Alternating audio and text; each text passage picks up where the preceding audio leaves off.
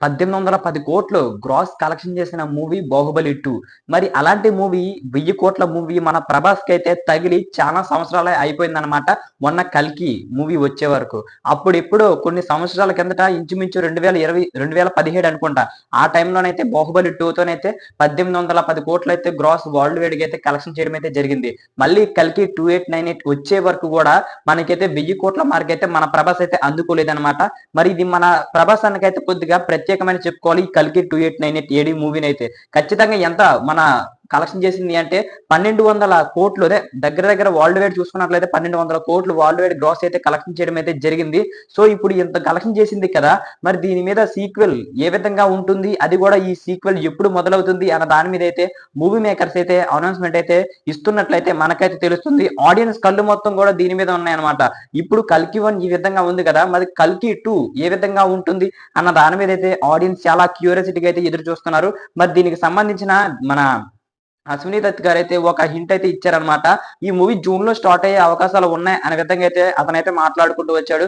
కానీ ఈ movie June లో అయితే స్టార్ట్ అయ్యే అవకాశాలు అయితే చాలా తక్కువగా ఉన్నాయి. ఎందుకు అంటే ఆల్రెడీ మన ప్రభాస్ అన్న అయితే రాజాసాబు అదే విధంగా ఫౌజీ షూటింగ్‌తోనైతే చాలా చాలా బిజీగా ఉన్నాడనమాట. ఇది అయితే ఏప్రిల్‌లో లేకపోతే పోస్ట్ పోన్ అయ్యే అవకాశాలు అయితే చాలా ఎక్కువగా ఉన్నాయన్నమాట. ఎందుకంటే ప్రభాస్ గాయం కారణంగా మొన్నటికి మొన్నే కోలుకున్నాడనమాట.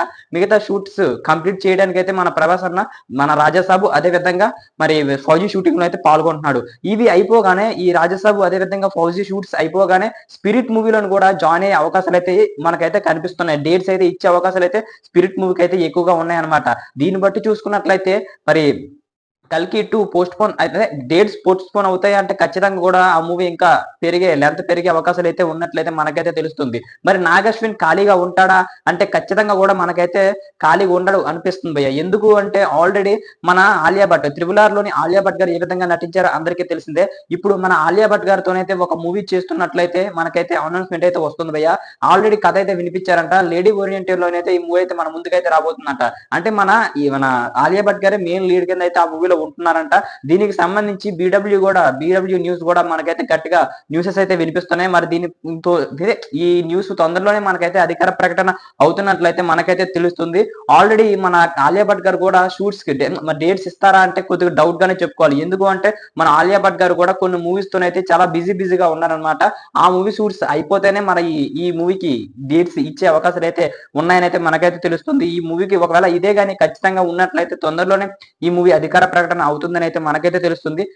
మరి మీకు గనక ఈ అప్డేట్ నచ్చినట్లయితే మరి ఇలాంటి మరిన్ని అప్డేట్స్ మీకు కావాలి అనుకుంటే మన ఛానల్ సబ్స్క్రైబ్ చేసుకొని బెల్ ఐకాన్ అయితే క్లిక్ చేసుకోండి. అప్పుడే మనం పెట్టే ప్రతి వీడియో మీ వరకు చేరుకుంటుందన్నమాట.